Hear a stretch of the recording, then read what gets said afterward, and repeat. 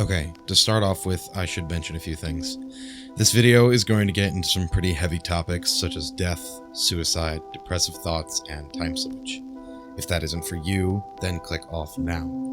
Spoiler warning, this video is also going to talk about the game Before Your Eyes, and it does contain spoilers. If you haven't played the game, then I highly recommend you click off, play it, and then come back.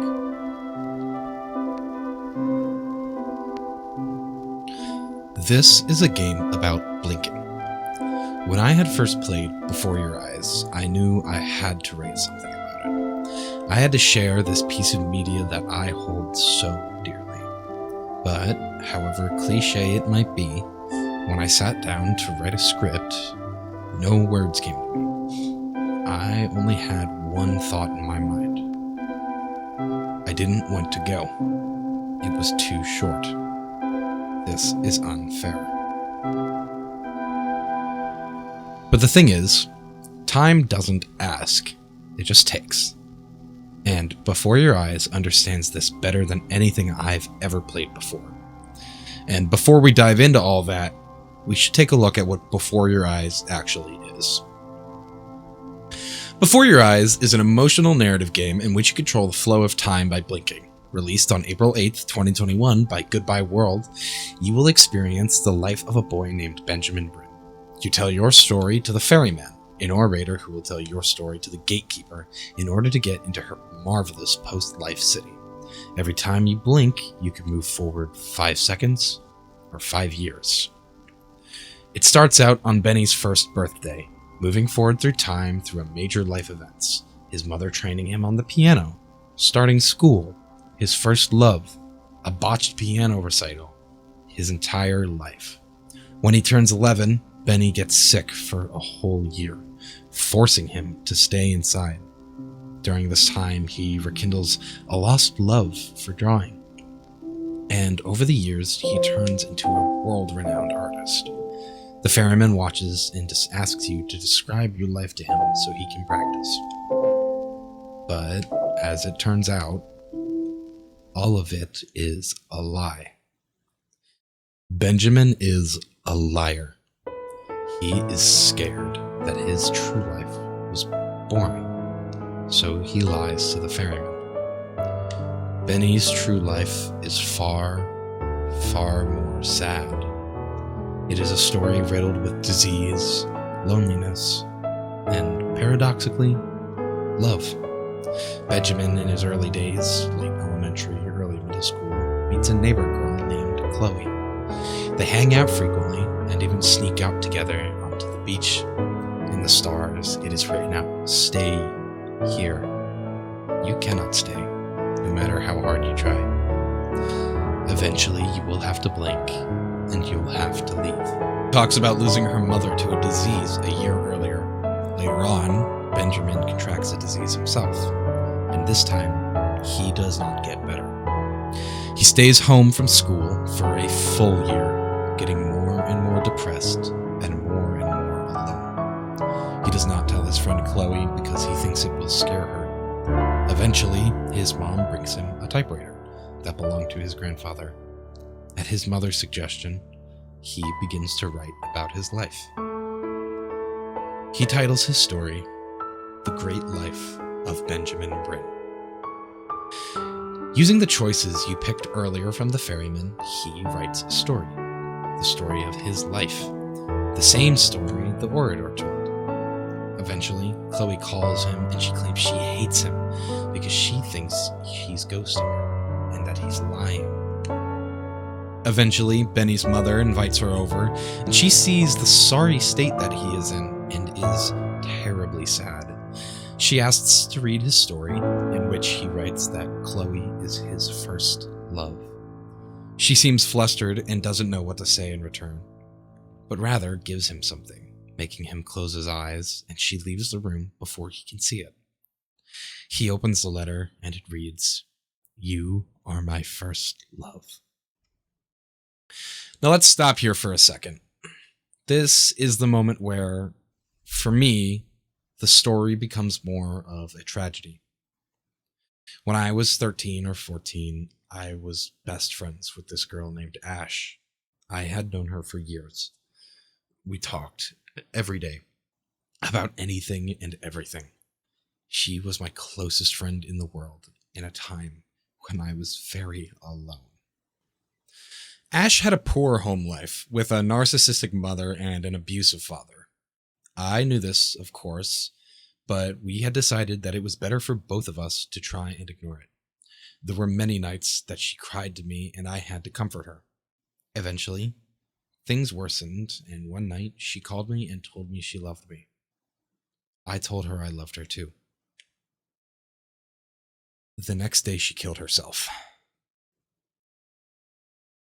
I think that's what Before Your Eyes understands better than anything else I've ever played. That love doesn't end when someone leaves. It just gets frozen. Suspended between the seconds you can't get back. I very much relate to Chloe. We've had nearly identical experiences, and I can say for certain that it is a pain unlike any I've known before.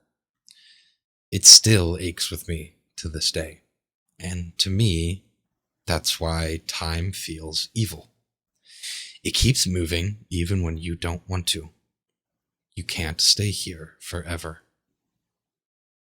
Before Your Eyes manages to capture all three of the big things I've talked about in this video in a beautifully poetic way. Time, love, and loss. It uses a physical element of yourself, blinking, to force the flow of time. If you want to stop time, you have to hurt yourself. It's a beautiful analogy. You can't keep your eyes open forever, just like you can't stay in the past forever. Time isn't fair.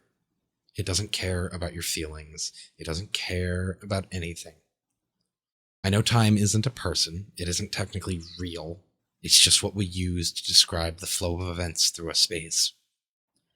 Technically, a more accurate title would be Time is an ambivalent force that pushes everything forward and doesn't allow you to stay in the past, and that's why it feels. But I thought that would be far too wordy. It captures love in the most important sense of it.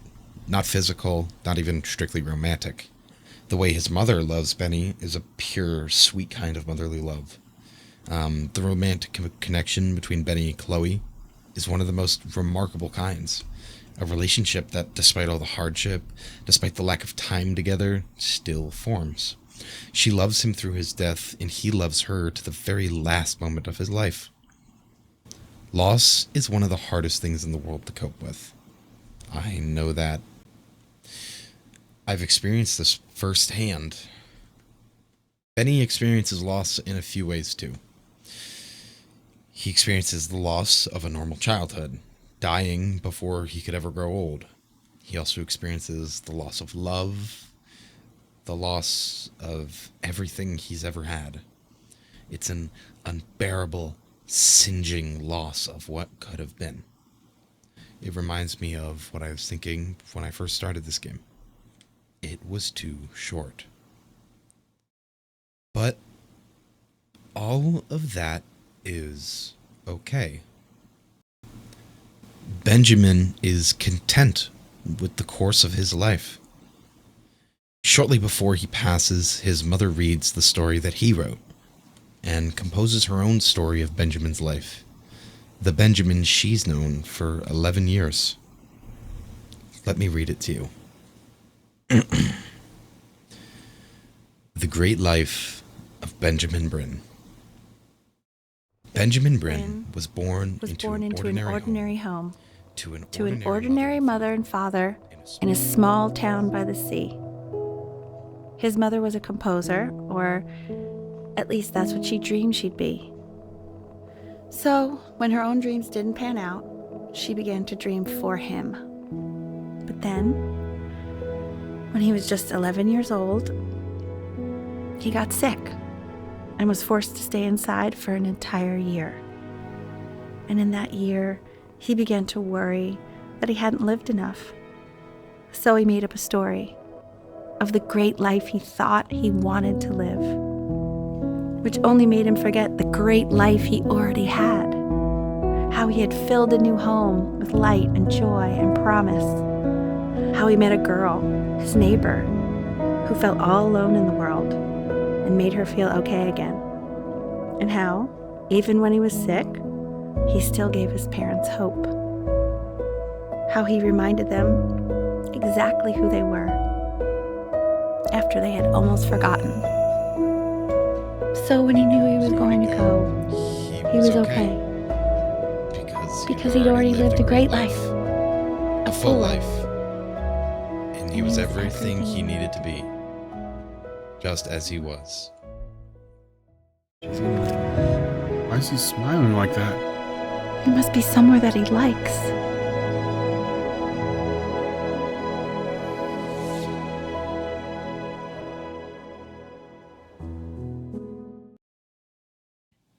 This is the first YouTube video that I have ever created.